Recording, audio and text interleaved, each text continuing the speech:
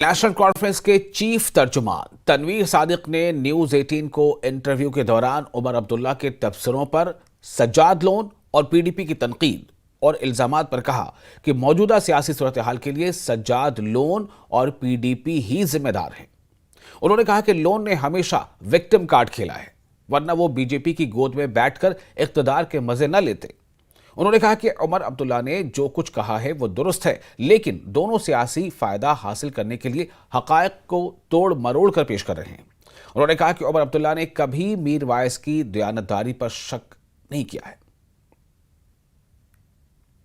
उसके बाद जो सियासी चिमागोइयां हो रही है और जो एलिगेशंस और काउंटर एलिगेशंस का दौर जो है वो शुरू हो गया है, किस तरह से आप समझते हैं? पहले सजाद साहब, उसके बाद पीडीपी, तो क्या समझते हैं आप?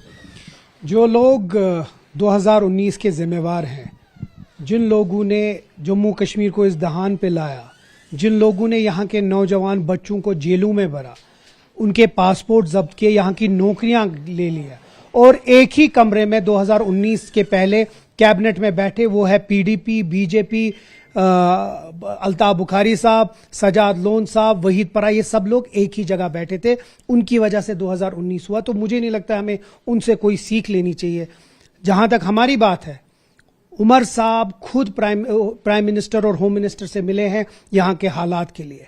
काश 2019 नहीं हुआ होता, स्टेटहुड हमारे हाथ से नहीं जाता और ये सब चीजें जो हैं वो हम खुद सुधार रहे होते। 370 को लेकर हालात पे जिस तरह से टिप्पणी की है उमर साहब ने, उसको आप जस्टिफाई कर रहे हैं? उसको जो क्लेम उमर साहब कर रहे हैं कि हालात ठीक हुआ है, देखिए हम ये समझते हैं कि यहाँ की जो हालात है वो पहले से बेहतर है, पर क्या वो आम लोगों को वो मंजूर है जो 2019 में हुआ? नहीं, बिल्कुल नहीं है।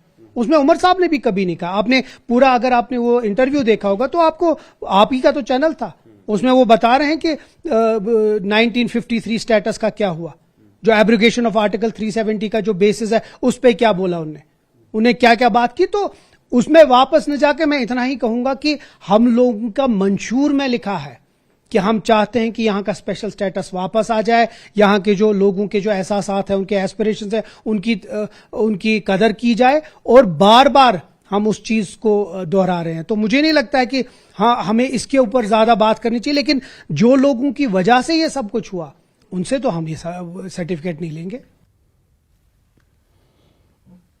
और कठुआ में लखनपुर पुलिस ने एक पशु तस्कर को गिरफ्तार किया है। यह तस्कर सब्जियों की आड़ में पशु तस्करी को अंजाम देने की फिराक में था। पुलिस ने पशु तस्कर के प्रयास को नाकाम करते हुए 12 मवेशियों को आजाद कराया।